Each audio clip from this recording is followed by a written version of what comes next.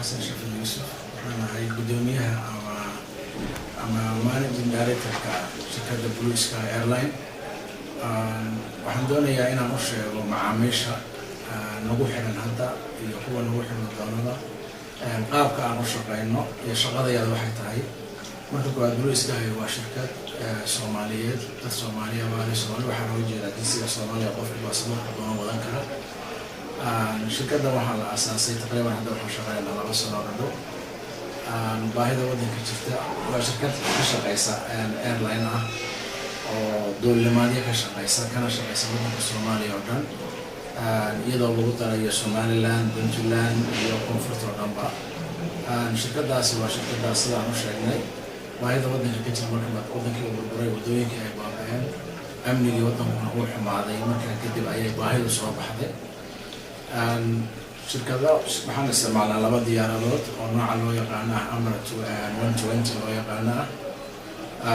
waa future ka dhowna waxaan rajeynaynaa haddii aan leeyahay inaan diyaaradaha kale oo iyada kuwan hadda isticmaali ka waaweyn inaan soo gelino gobolada wadanka oo dhan waan ka shaqeyn marka hore waxaan ka kacnaa aan falatii oo ka bilowdaa Nairobi markaan ka tagno waxaan tagnaa Kismaayo maalin walba oo sabti ah 6:00 subaxnimo ayaanu ka kacnaa Nairobi Kismaayo tagnaa macaamiisheeda waxaan u sheegaynaa dadka Soomaalida walaalaha iyada aan doonayna inaan service-ka u qabanno telefoonada iyada ayaan doonaynaa u sheegno مثلا xafiiskayga Nairobi wuxuu ku yaalaa building-ka loo yaqaan Isliim Mall ayuu ku yaalaa dabaqa koowaad ayuu ku yaalaa telefoonada xafiiskana waxa weeye 2547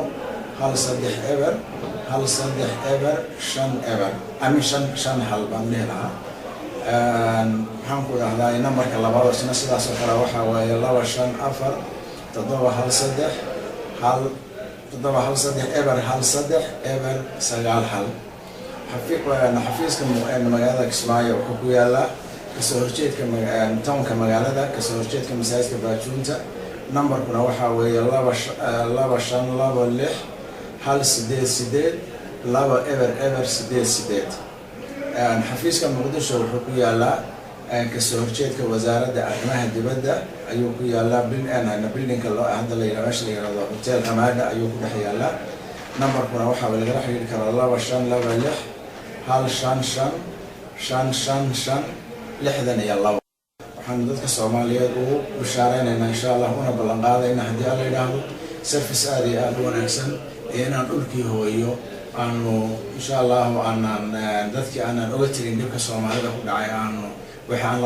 la qaybsano service fiican aan sameeyno waxaan kala xusin mudan intaan hilmaamin Koonfurta Soomaaliya